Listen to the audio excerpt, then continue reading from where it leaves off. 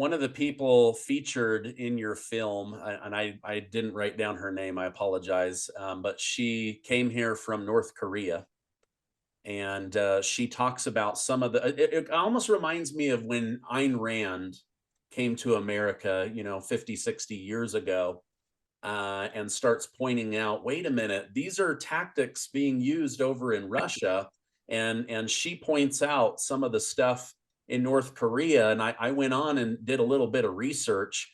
In North Korea, you have like a dozen haircuts you can choose from. They pick the clothes and the job you're going to have. It's illegal to grow food.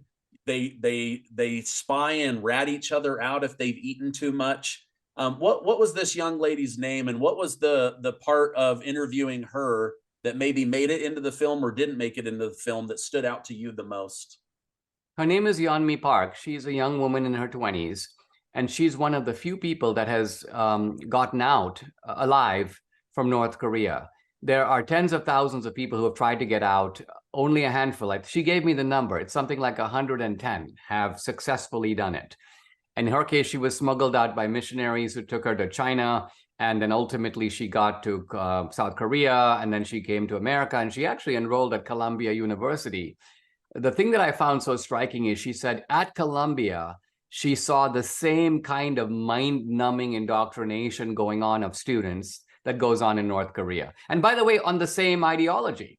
Capitalism is evil, the free market is an illusion, that society needs to be reconstructed from the ground up. We have to overthrow the US Constitution. America's the bad guy. White people are evil. She goes, this could have been my North Korean professor transposed with just a little bit of a different haircut and a different look.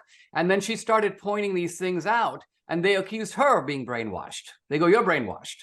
And then I think this is actually one of the few sort of laugh lines in the movie, and I didn't even quite intend it to be. She goes, but at least in North Korea, she goes, we accept the distinction between a man and a woman. She goes, in Colombia, they kept telling me, well, Yeonmi, you can be a man. And she's like, well, no, I just got married. I just became a mom. I'm a woman. They're like, no, you can't be, you can be a man. And so she goes, Colombia was even crazier than North Korea.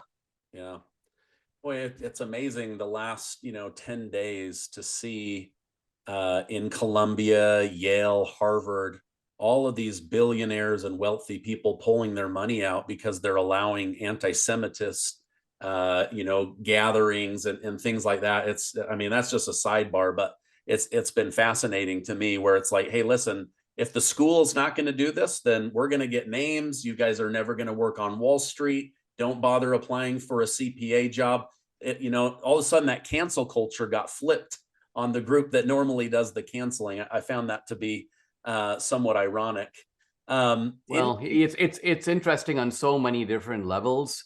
One of them, I think, is that in a sense, it took anti-Semitism the last straw for these philanthropists to step in. So you notice that they haven't stepped in any time until now.